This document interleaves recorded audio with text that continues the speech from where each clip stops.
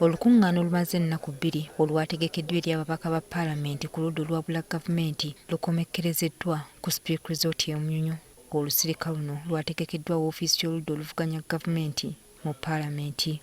Ekimu ku bivudde mu lusirika luno be booludda oluvuganya okukunga bannansi okusobola okuleetawo enkyukakyuka. To peacefully but firmly push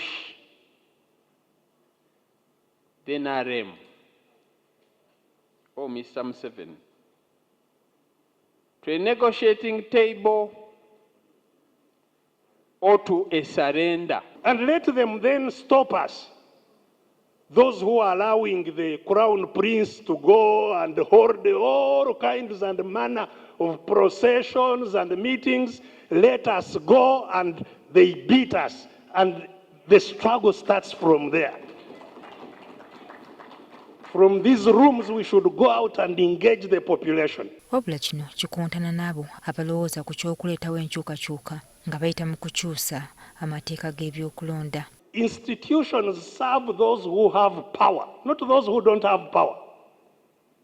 So all institutions today serve the sovereign, serve Mr. Museveni. What is called the opposition parties appoint the electoral commission. That commission too will serve the sovereign.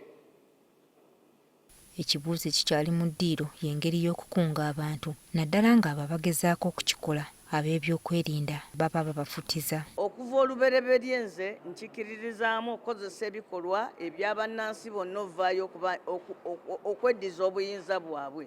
Naye butya bwe tulina okutuukirira bannansi tubakkirizise okuvaayo babanje obuyinza bwabwe. Ekyo nze kye mbadde nsaba nti tuleme kuteesezaako wano.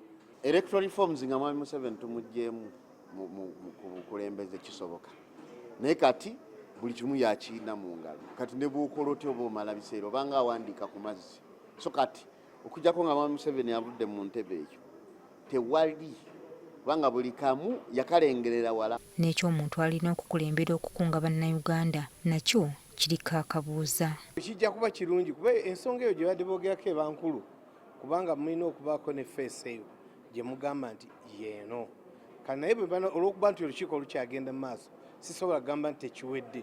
Kiyinza okuba mu bintu bye tugenda okuzza nga tuyinza okuva wano nga tukimaze okitegeera. Should be having a direction nti ono yatukulembedde ye leader waffe era mu kutambula kwonna gw'abasongera we mudda tudda wano tudda wali. Bwe mutaba na leader abakulembedde buli omu ajja kukwatalirie at the end of the day ate mubeere nga muli disorganized. Ye Robert Kyagulanyi Ssentamu so tosagamba muno waliwo leadership crisis mu opposition teriiwo.